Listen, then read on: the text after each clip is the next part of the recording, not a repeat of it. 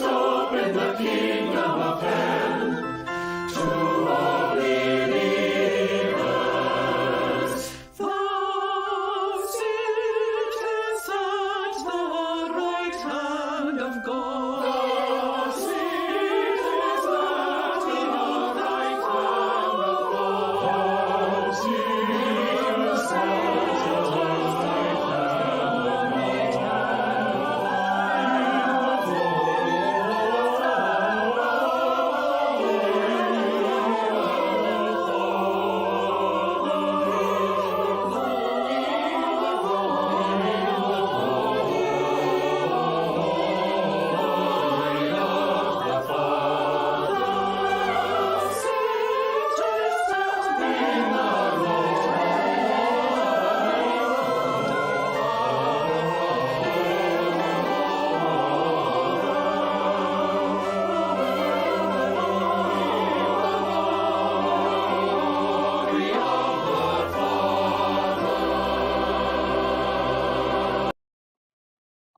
For the past 2 years during this pandemic, I've heard a range of emotions from Anglicans, from the initial fear and anxiety to determination and courage, from discouragement and fatigue to even anger and grief.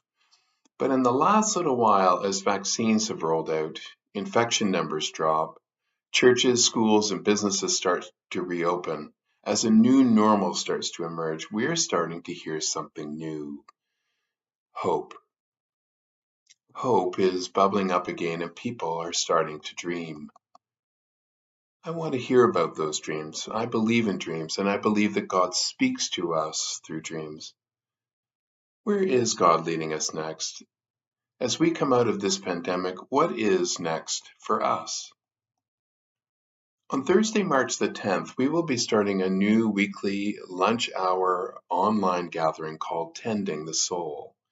It's a series of honest and hopeful conversations for the church and its leaders about ministry in this time. Every Thursday at noon, live streamed over our Facebook page, a small group will discuss with me or one of our other bishops what's changed in our church and what are we learning. Where are we finding abundance in the face of disruption? What do we imagine for the future? Each hour-long session will include a conversation between church leaders, both lay and ordained, on a particular topic, with plenty of time for questions and discussion. Together, we'll hear some of the stories and best ideas from across the diocese. We'll share what's tough in ministry these days, and also how we see the future unfolding. We'll talk about some of the common questions, opportunities, and challenges facing our church. And we will support each other, because honestly, we're all in this together. None of us is alone. We want to create a space for conversation that is both honest and hopeful. So please join us every Thursday at noon starting on March the 10th on the Diocesan Facebook page. For the full list of dates and topics, check out our events calendar listing on our website, toronto.anglican.ca. I look forward to seeing you online for these Tending the Soul conversations as we share our dreams, seed our imaginations, and discern together what God is calling us to do, to be, and to become as Christ's church in the Diocese of Toronto. Hello and welcome to Tending the Soul this afternoon. I'm Janet Marshall, the Director of Congregational Development at the Diocese of Toronto. And this is the last in our series of conversations about what we've been learning from a time of pandemic. Today, we're going to be exploring ministries of adult education. And I'm here with Bishop Andrew Asbill, the Bishop of Toronto, with Dr. Sylvia Keesmaat, the founder of the online learning community Bible Remixed, where she teaches adult ed courses 5 times a year, and who is also the volunteer co-chair of the Bishop's Committee on Creation Care for our diocese. And in her spare time, she's a permaculture farmer. So I thank you for being here today in in what I know is a very busy farming season for you. We're also here with Father Dan Graves, who's the Associate Priest for Christian Education and Faith Formation at Trinity Church in Aurora. And he's also the co-editor of the Journal of the Canadian Church Historical Society. Dan is well known for his teaching on healing ministry and his work previously on the Bishop's Committee on Healing. He's also quite well known for his real interest in Richard Hooker, and has written widely on Richard Hooker, his work and his legacy. And his great love of books. For years, some of you might remember him from being the manager of the Anglican Book Center. But now his ministry focuses on teaching in-depth courses on the Bible, church history, theology, and spiritual formation to lay people in the Diocese of Toronto. So I think we're going to have just a wonderful conversation today with Dan and Sylvia. And it's over to you, Bishop Andrew. Thank you so much, Janet, and delighted to be joining the three of you on this chat, and as well as everyone online. I was thinking in the introduction, March the 10th seems like a long time ago when we started this series, and hard to believe that here we are just on the cusp of June. And when we put this series together, Tending the Soul, one of the big pieces of our reflection is how do we feed the soul? How do we find opportunities to gather Anglicans together, especially in a time of pandemic, and offer Christian education, formation, reflection, time of prayer. And most of us who have spent a lot of time in parish ministry are used to having education series during Lent or Advent or an ongoing Bible study. And we always have the faithful 12 or 15 that go with us every single week. And we've been grateful for their presence. And then suddenly with the advent of different technology, suddenly it's become a very different enterprise as we offer Christian education beyond the walls of our church buildings and across denominational walls. And I'm sure we'll hear a lot about that in the conversation today. That really came home to me when we had our clergy conference a couple of years ago, and we invited Susan Beaumont to come and join us, and we were in complete lockdown. And Susan, of course, has written a number of books, especially on liminal space and leadership. And she was offering that leadership from her home in Detroit to us spread across the Diocese of Toronto, and engaging us in this conversation. And Tending the Soul is one of the chapters in her book that inspired this series. So I'm thrilled to be talking with Sylvia and Daniel and yourself as we navigate this new time and the opportunities that we have in expanding our circles of teaching and learning together. Thank you.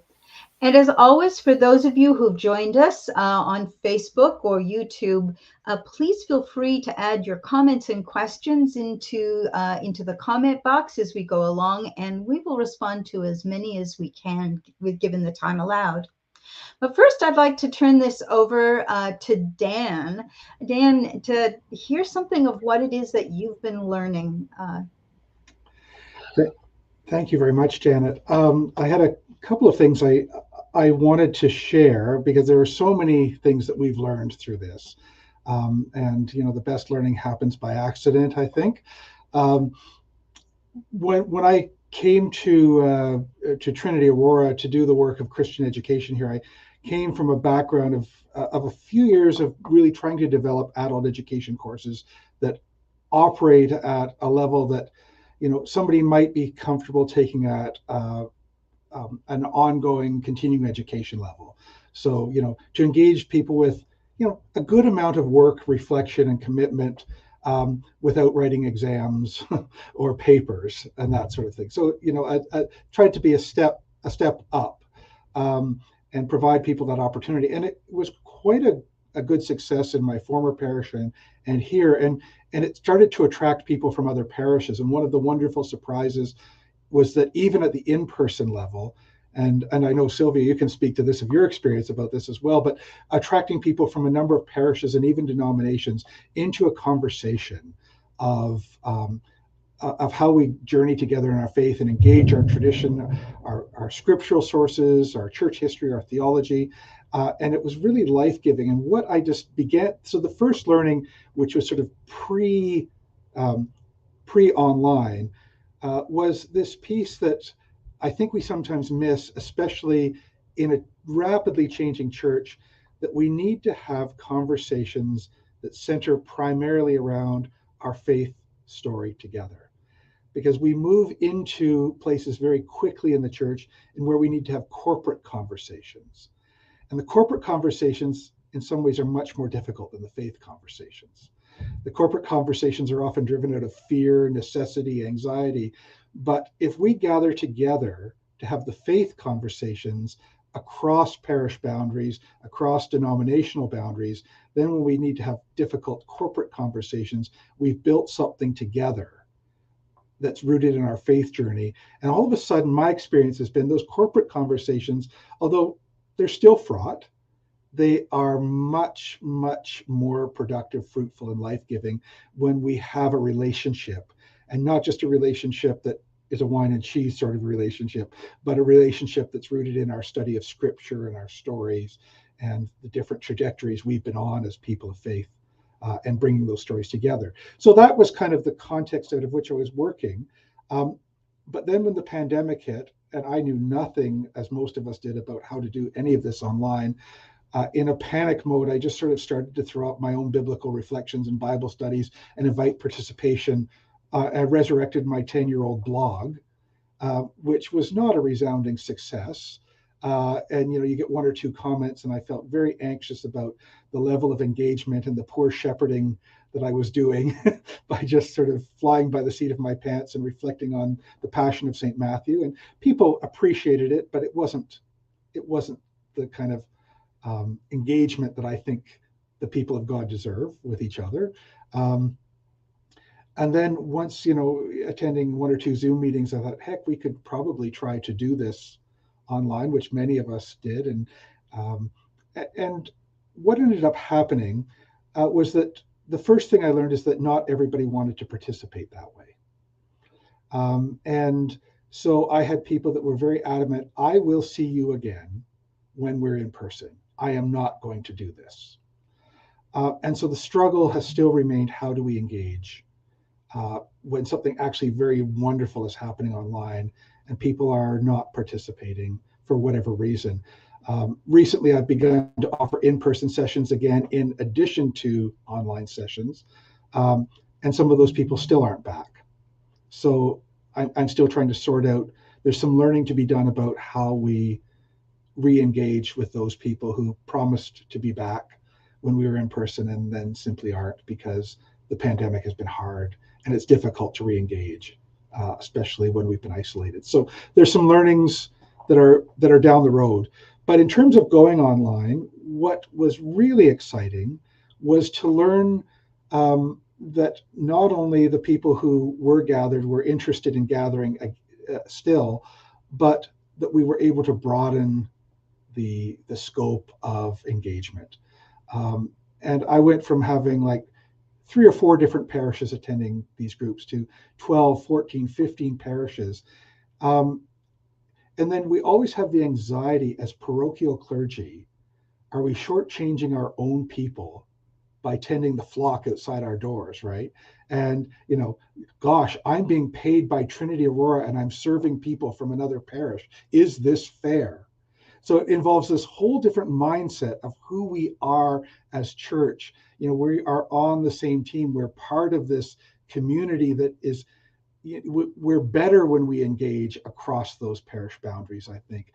And I think most people who've been partaking of these conversations will realize that we need to do a real evaluation of what parochial boundaries mean to us and our anxieties as clergy and leaders and our sense of ownership and anxiety around being pastors of a flock in a particular geographic area and offending each other and stealing from each other and getting past all of that garbage, quite frankly, that's all inside of us about our anxieties, and where is the kingdom of God shining forth in the midst of the opportunity that's been created for us to be together as people of God. So it was wonderful to be able to be part of these conversations in which not only did we have people from local churches joining in, but then across the country, people who might not even have been involved in churches, but because they knew me, knew what I did, and thought, I wouldn't mind participating in something with Father Dan sometime, but gosh, I'd never go to his church, right? Because I'm not really an Anglican. I might not even be a Christian, but I kind of like him and I kind of know what he does. The online piece made it safe for that, right? And people can participate with a high degree of safety in this format. The second part of that was reconnecting with others who we had connections with in the past. And so several people from different parishes, but different ecclesial settings. I made connections about 10 to 12 years ago in an Indaba encounter between our diocese and the Diocese of Jamaica and the Cayman Islands and the church in Hong Kong.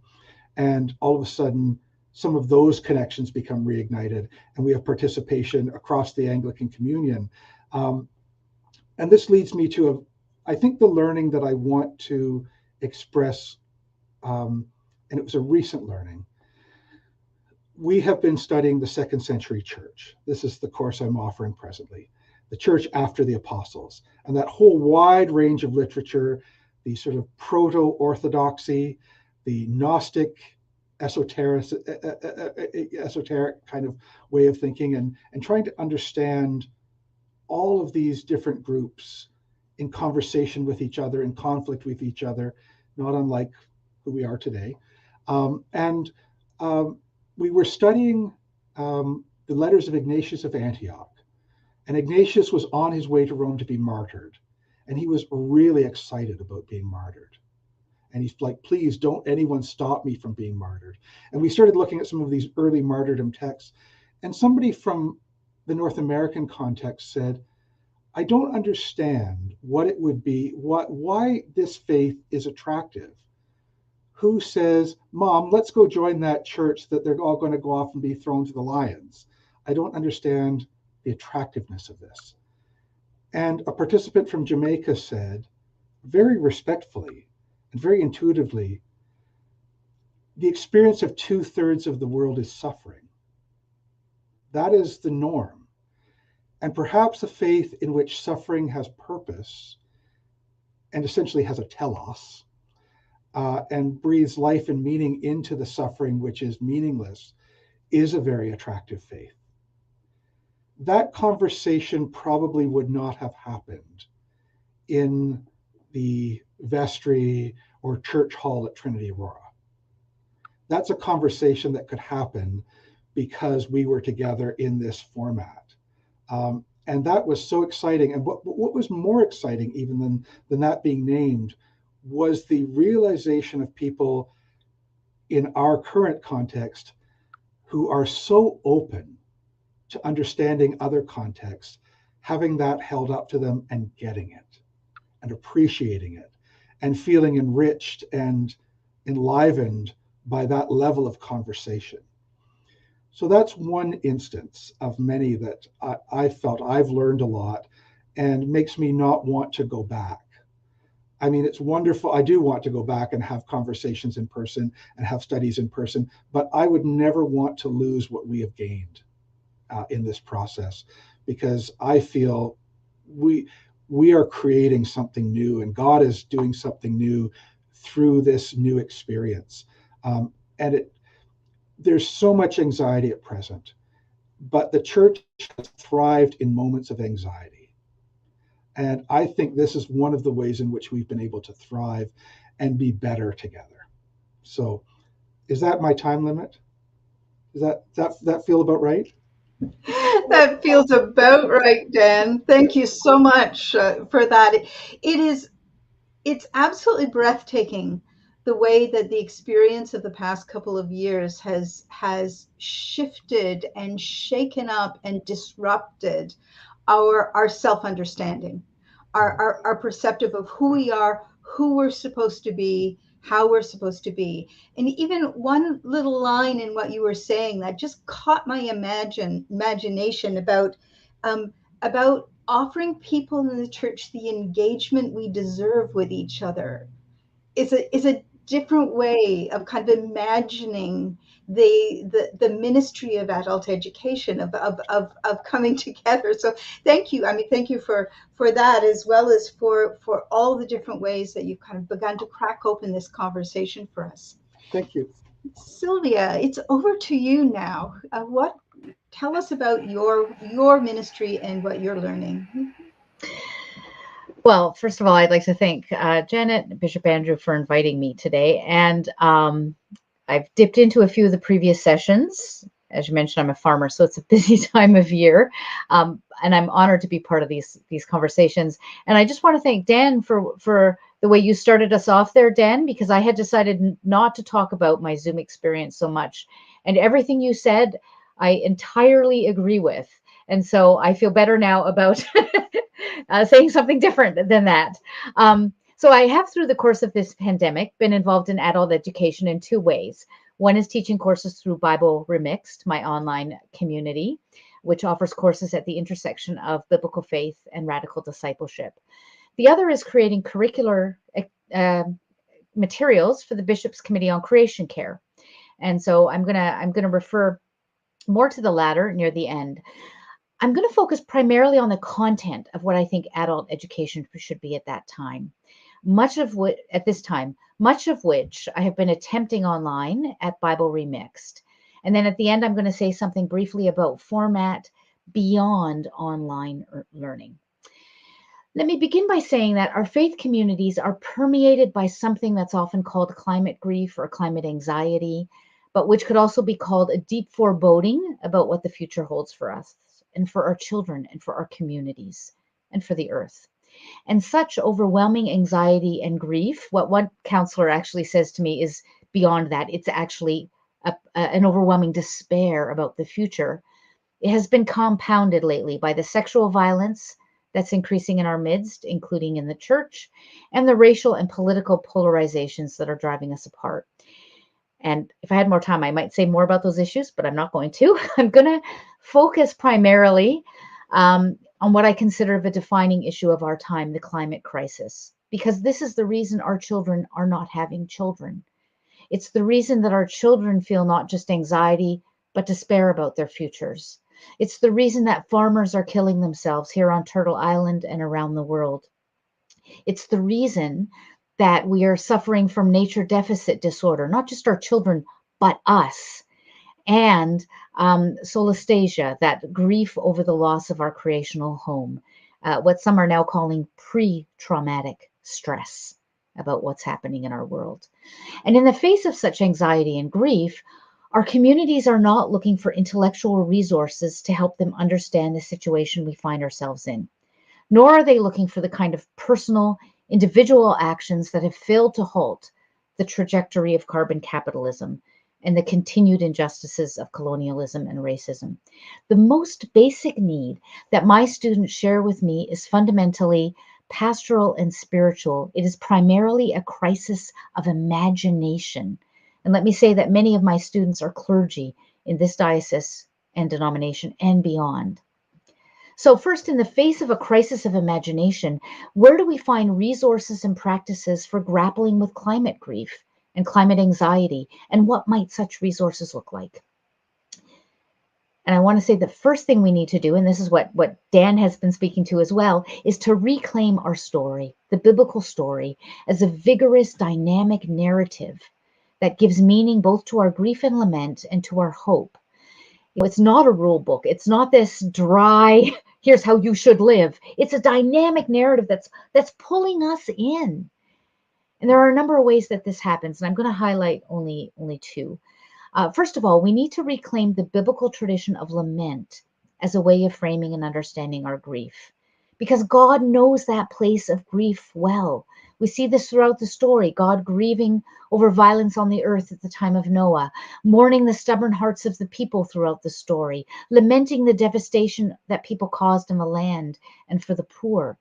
And of course, we haven't always been aware of this grief of God because the translators of the Septuagint so often substituted the word grief with anger in their translations. And we have a hangover of this in our theology when we talk about God's anger needing to be appeased. That's why we say Jesus has to die. Whereas the Bible's consistent that the Godward side of judgment's always grief.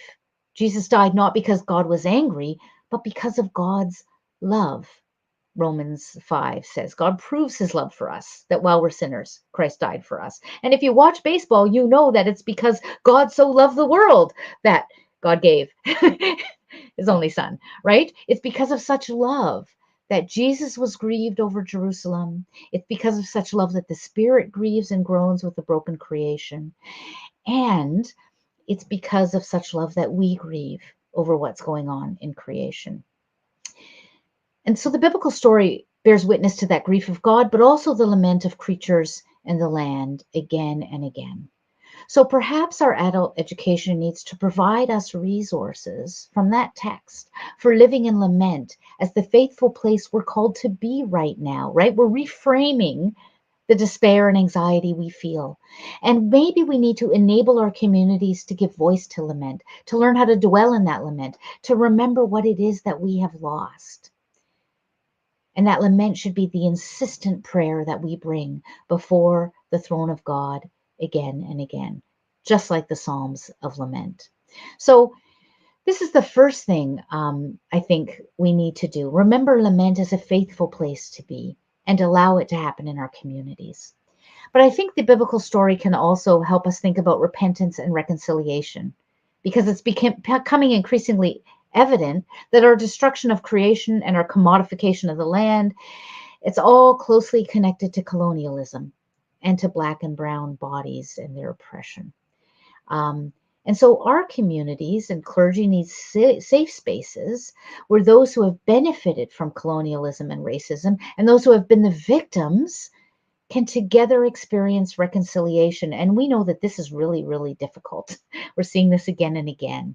But the biblical text is full of contexts and stories about repentance and reconciliation and how oppressors and those who are oppressed come together. And so we need to explore those stories in our communities. I'll leave that. Secondly, in addition to resources and practices for grappling with climate grief as a way to nurture our imaginations, we also need resources and practices for nurturing hope in our midst. And that means, first of all, we need to reclaim our creational home. And once again, the biblical story is where we begin with that. We need to recognize that the biblical story begins in a food forest, something that looked like Turtle Island before contact. And I'm not trying to romanticize here, but we need to take this seriously, that God's original plan was to hang out by a river in a food forest with a whole bunch of birds and animals and a couple of naked vegetarians. That was the original plan, right? And our biblical imagination needs to be shaped by those stories where the Creator appears in the wilderness again and again. Hagar, Jacob, Moses, escaped slaves, Elijah, Jesus, the food forest city in John's Revelation. The Creator wants to meet us again and again in these wild spaces because that's where we are most whole. And that's how the story ends. In a city with a food forest, with a river running through it, and God meeting us there again. And so all of these things need to be part of our adult education. And let me show my hand here. I think courses like the courses Dan does and the courses I do are incredibly important. But adult education takes place in all areas of our communal life together. So what if our liturgies, our preaching, our worship, our missional work, our potlucks, our Sunday school all happened in a way that more deeply rooted us in the love of our place and our watersheds? What would a deep grounding in our watershed reveal to us about the love and abundance of Creator? If our potlucks began with talking about where our food came from, right? And just that just that little act, if our thanksgiving was for those places at the beginning, what would that create in our communities? But this also means rooting us not in that original vision, but the vision of hope for a restored earth, right? We need to finally end the heaven after we die heresy bequeathed to us by Neoplatonism and its reading of the biblical text. This isn't what the Bible says will happen. The resurrection of the body, which we have just celebrated, means to live with God on a renewed earth. It's here that we meet our loved ones after we die. It's here on the new earth God dwells with us forever. Because Adam literally means earth creature, right? And we know that the biblical text specializes in this crazy, against all the evidence, faith in a creator who specializes in resurrection, especially when things seem hopeless. And that also means resurrection for us, the earth creatures, and this hurting earth. And if we're going to start talking about resurrection, we need to strengthen our imagination around climate justice. We have to work that muscle about what resurrection can look like in our midst. God's promise of resurrection isn't just personal, but it's wide. It's about climate justice and racial justice and gender justice and indigenous justice. And you all know this, of course. So we need to recognize the breadth of that biblical vision and try to find ways to imagine its hopeful presence in our midst. We need to foster an expansive imagination in our neighborhoods. Maybe food forests replace the church parking lots so that people have to take transit because there's nowhere to park. Maybe it means challenging developments on wetlands, giving church lands back to Indigenous peoples, Indigenous and settler people working together on cultural centers, exploring reparations. And there are a lot of resources about this stuff, lots of them. We just need to imagine them in the context of our biblical imagination. And let me say something briefly. I know I'm probably going over a little bit here about the Lent curriculum we created, because as part of the Bishop's Committee, our Lent curriculum on ecological grief and creational hope did precisely this. It contains biblical reflections, discussion questions for sharing grief, liturgies that root us in place, links an expansive vision of what the biblical hope can look like with videos and books, and grounds this all in the biblical story. It has a unique format of drama, discussion, space for lament, grounded activity. It's been used by children's Sunday school classes, meditation groups, walking Bible studies in parks. It's being retooled now in the Diocese of Colorado for the Episcopal Church as a season of creation online liturgy. It's these kinds of resources I think we need to also be creating for on-the-ground work in our parishes that can be used online and in person. And that's, I think, what is needed to reshape our imagination around adult education.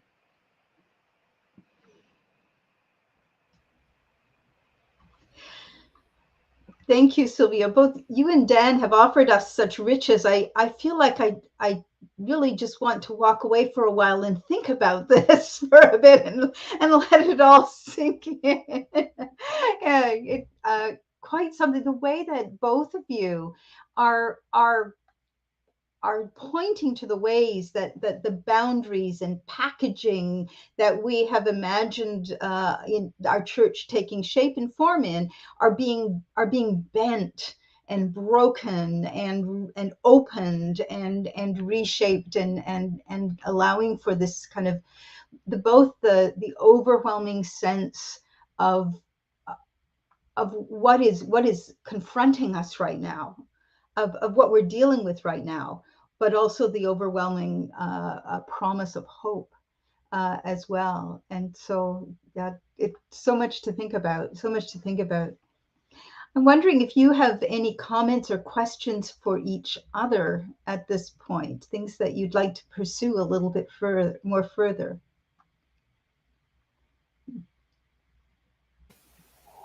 I just like to say that I really appreciated your emphasis, Dan, on attracting people from different places, different faith backgrounds, people from who might not even be from a faith background into these conversations. I have found that both teaching here in Fenland Falls, where we've had people come who, you know, people who just know me from the show, so they show up for a course. You know, they don't necessarily believe in anything Christian, and the depth and richness that has added to those conversations. And then on Zoom, that just managed to multiply, you know, so much, so that you have all those different backgrounds, really a strong cross fertilization. And the example you gave about suffering, I think, was a very, very important one. Realizing that often we're in our churches, we're in little bubbles, and that the boundary of that bubble has been pricked when we're able to do these wider contexts, and that is just so helpful and so generative. So I agree with you. I think, though I emphasized in my presentation kind of an on the ground rooting, I think teaching that kind of thing through Zoom is going to continue, and it's just the whole other issue about accessibility is so important. I have somebody in my course. I had two people in my last course, both with intellectual disabilities, one because of an accident, and one not, and they're able to participate because they can put something in the chat. They don't have to speak necessarily. They're able to participate in liturgies because it's on the screen, so that if even not everybody can understand what they're saying, we can all read it. And so suddenly you can have a leader who doesn't sound like the rest of us. So the possibilities for inclusion are quite dramatic and wonderful. And closed captioning means that people who are hearing impaired can participate. So it's not only a diversity of perspective, but just a diverse, just a much wider diversity all around that can happen. It's an interesting thing that you say about the inclusion, and I was thinking of a financial piece as well. Because one thing that had never occurred to me was a friend of mine who, completely unchurched, enrolled in one of my courses, said to me, you know, like this, people would pay for this, right? He's always trying to think about how to monetize everything. He's kind of an entrepreneur. But the number of people who have asked me when I've put the courses out there, how much does this cost, speaks to something about our world in which the church provides something different, right? It would never occur to me that we should be charging for this, right? And you know, people are of course paying for it when the plate goes around, but this sense that no, this is what we do. This is our gift, and that, you know, people say, how do you get, you know, you enroll in a community college, you enroll in Parks and Rec, you do all of these things. They all cost money. Even the stuff that is benevolently offered, there's an exchange of money. I think, like, this is subversive in that sense, right? I was interested. Go ahead. I'm sorry. I was interested, you know, in what you were talking about, the failure of the imagination, as well, and the opportunities for imagination. And recently, I've been reading some things about emotionally focused therapy and attachment, and one of the lines in a book that I was reading that struck me, which was very much has stayed with me, is that curiosity comes out of a place of safety, and rigidity out of a place of fear. And we're at a place in the life in the church where we can be very tempted to offer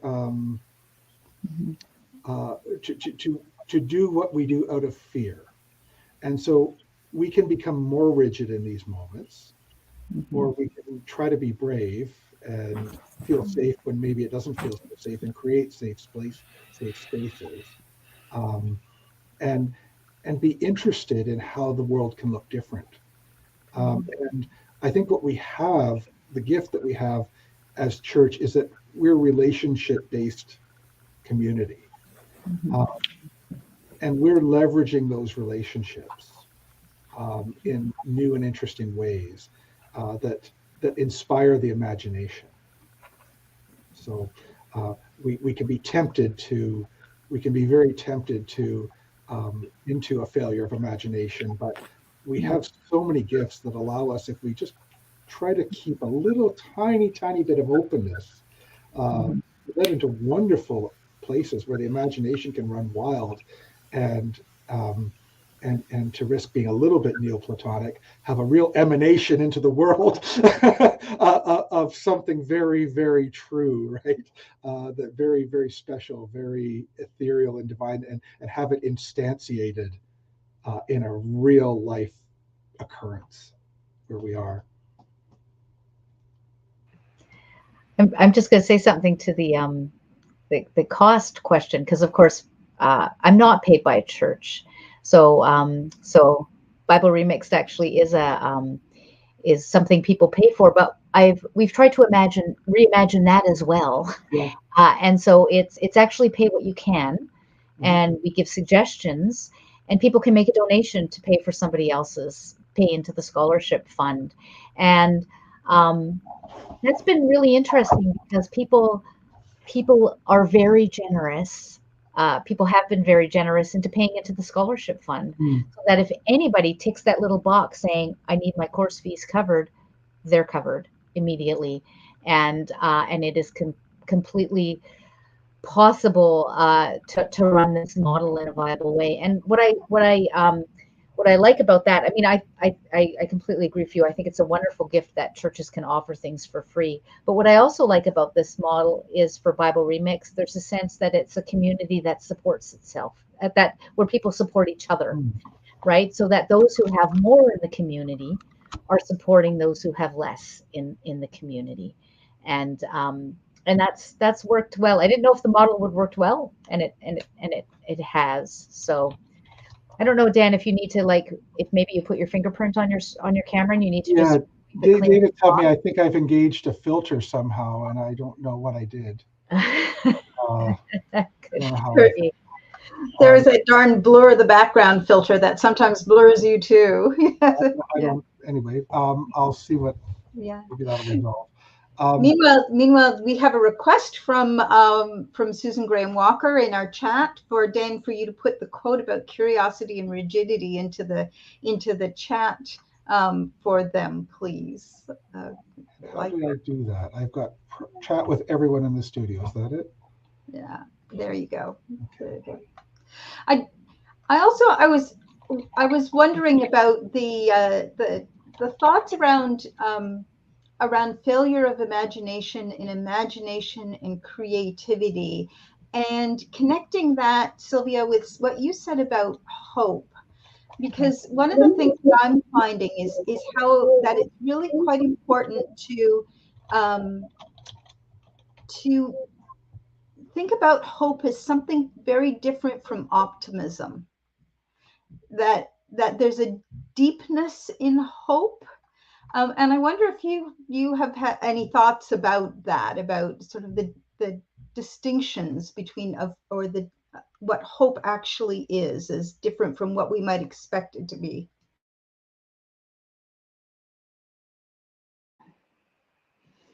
Okay. Yeah, I'm not an optimistic person, as my husband will tell you. I'm a half empty. The glass is almost empty, even when it's almost full kind of person. But I think optimism is often optimism. When I think about optimism, especially in relation to climate crisis, optimism for me is kind of a way of saying things are really bad, but they're going to work out okay, even if we can continue on the same trajectory that we're continuing on. For me, thinking about hope, well, let me put it to you this way. I think optimism can come out of a place of not really grappling with how difficult things are. When we talk about biblical imagination, and I'm drawing on Walter Brueggemann and prophetic imagination, hopeful imagination is always grounded in the realities of sorrow and pain. So Brueggemann talks about the first step to having a hopeful imagination is bringing pain to expression, going beyond the numbness that our culture demands from us, right? Our culture wants to tell us optimistically, look, it's all going to be okay, right? We just need to switch to electric vehicles or, change our light bulbs or whatever. But there's no need to actually talk about the trenchant issues that that we are, even if we switch to electric vehicles, going to need to completely destroy wetlands to do that, right? Our culture doesn't want to talk about what's happening in northern Alberta to habitat there and to Indigenous peoples who are being poisoned by their own waters because of the tar sands, right? It's the task of prophetic hope to name those pains, to name those sorrows and say, no, this is where our sinfulness has led. It's led to this kind of pain for people, this kind of violence for people, this kind of destruction for the earth. And once we've acknowledged that, then we can begin from a place of repentance to say, okay, in the face of all that, where do we see resurrection hope?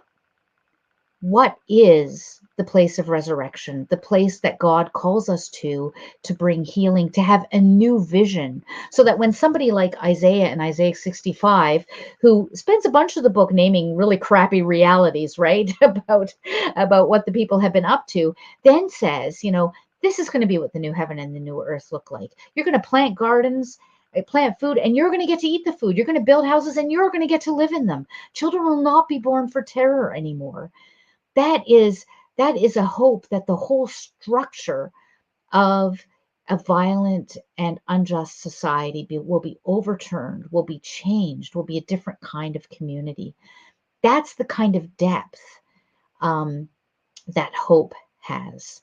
And so I think unless optimism doesn't come out of that place of grappling with how bad it really is, whereas hope dares to go to that place because hope knows that that's the only place God really works, right? Again and again in the biblical story, you get to the place of complete, it looks like the end of the line. And it's like, oh, and lo and behold, this is where God works best, right? Abraham, you're not going to have any children. You can't. You're over 100. Oh, actually, God's coming into this situation, right? Where do we meet his children first? In Egypt. Like they're slaves. How are they going to bring blessing to the world? Well, God's going to come into this situation and create something new, right? Mm-hmm. Those people turn out to be a total loss. The first thing they do is build a golden calf. It looks like the end of it. God wants to wipe them out. And Moses says, well, wait, God, that's not the kind of person you are. And God says, oh, right. Yeah. Okay. I'm going to forgive them and continue, right? And then of course, Jesus' death, this looked like the end of the road, and resurrection happens. That's what our hope is founded in. And, that's what we hang on to as we think about what God can do with us. We know that God's working redemption. The question is just, are we going to walk along with God and do that, right? Are we going to step into the story? So I hope that answers the question. Well, could I just add that, hope is one of the three theological virtues, and as such, it's an infused virtue, right? And it's a gift from God, but then it's cultivated in us as part of our sanctification, as it were, as part of our growing. So even though it's a gift, we have to learn to live with it and appropriate it, make it part of our story. The biblical story, at its best, is the story of hope, and God's continued hope in humanity. And our hope in God, and that reciprocal kind of relationship, and perhaps the history of the church is histories of successes and failures in engaging with this virtue. But it's a wonderful moment that we're in, actually, to lay hold of that gospel of hope. We're in a moment in which we really have to ask ourselves, do we believe that God has gifted us with hope? And if we believe that, what does that do to us? So true for all aspects of life in the church right now. I can, the struggles that individual congregations are having, the struggles of coming out of pandemic and the feelings of vulnerability, just everywhere you look. This is so deeply important at this point. Somebody's asking that you develop a course on this. I think it would be a good idea. We also have a comment just pointing to LK10, which is a modern ministry that fosters learning in live small groups, and asking whether or not anyone has thought about a digital diocesan structure or a digital church. And I think that is actually floating around a little bit these days for sure.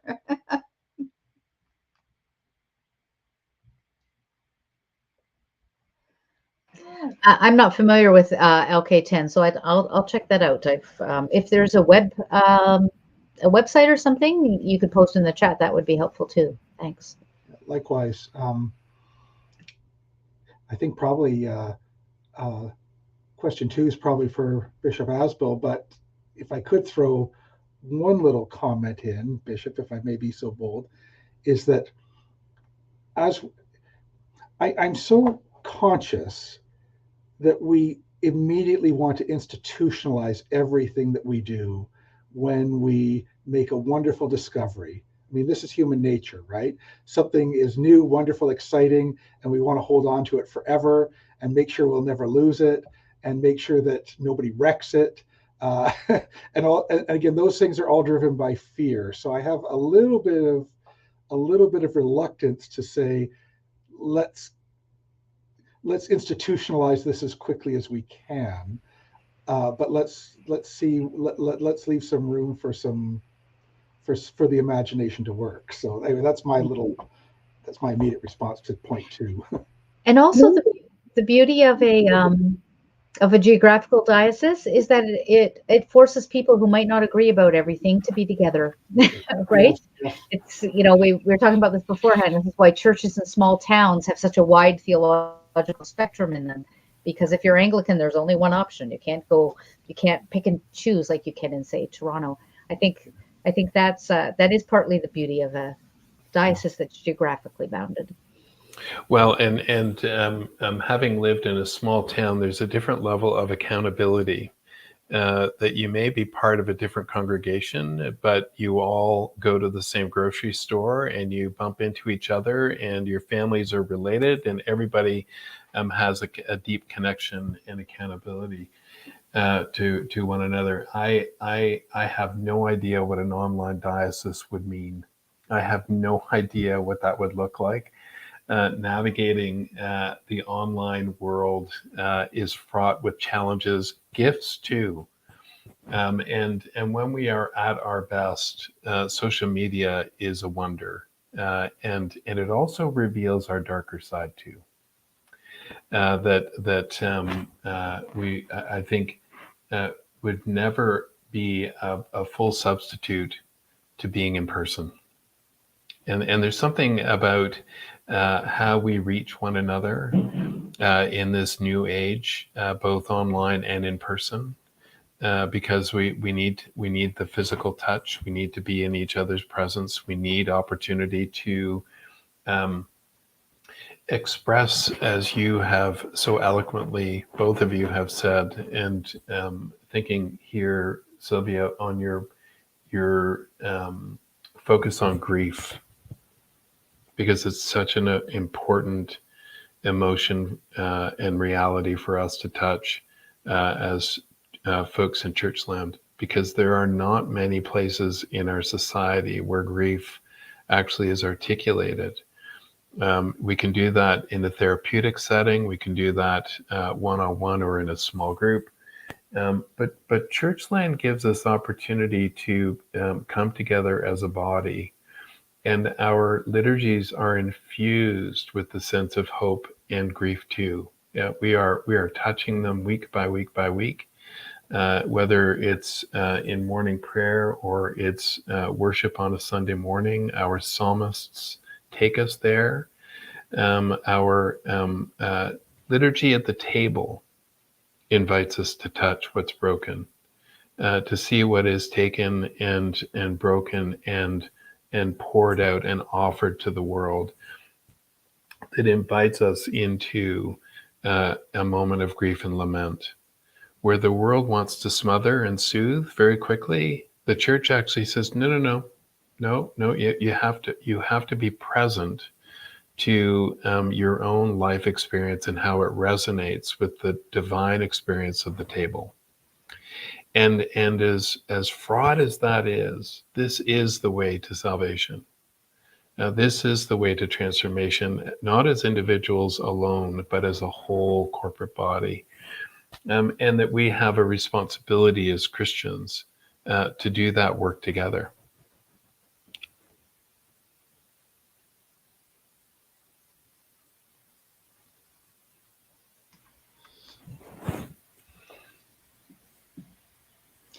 Well, we are coming to our last 5 minutes of the last of the Tending of the Soul experiences and conversations along the way, and it's really it's really been quite remarkable, I found, about how there are things that just keep resonating over and over and over in these conversations around the way that the church is being called forward by God through this time of tremendous vulnerability and change and transformation. And I think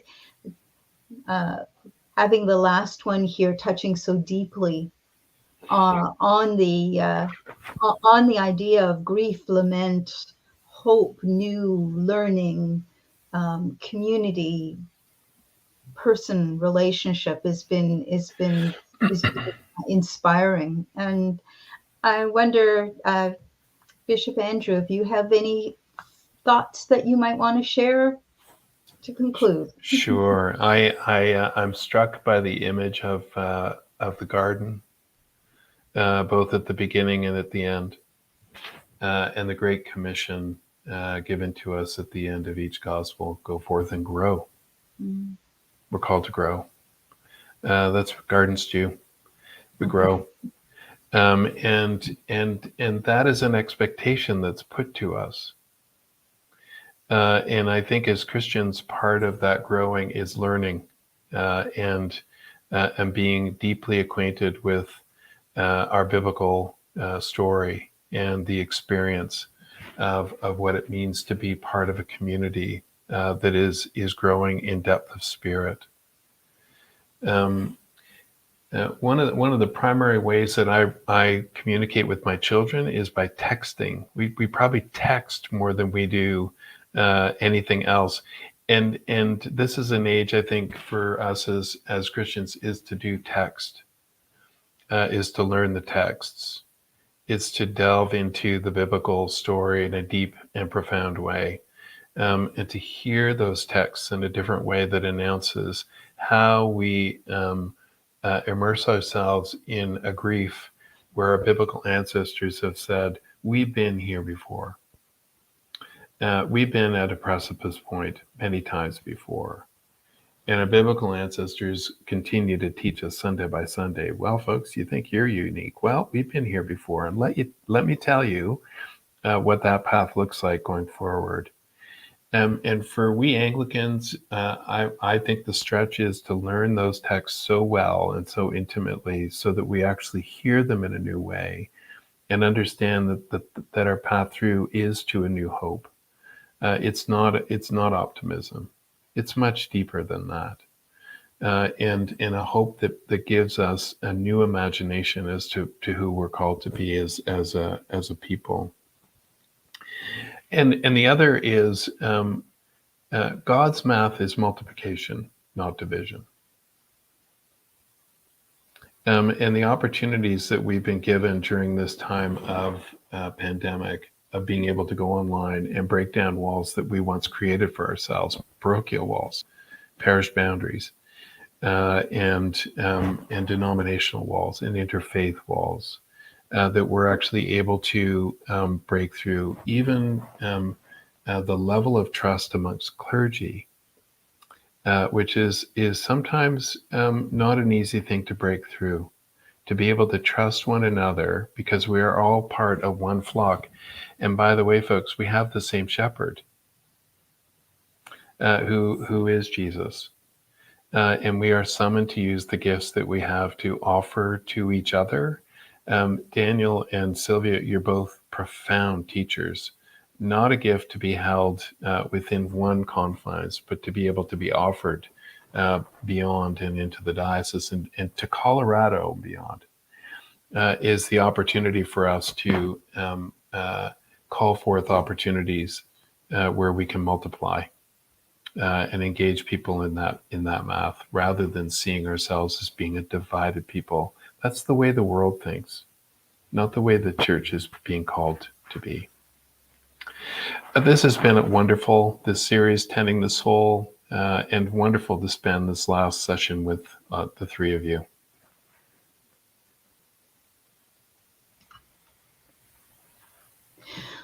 Well, thank you all very much. And thanks to everybody who joined us online. I think this has been a really fascinating experiment of having these noontime chats over a few months. And it has given us all something to go away and think about and pray with and to work with. So thank you very much. And I guess it's over and out for Tending the Soul. God's blessing.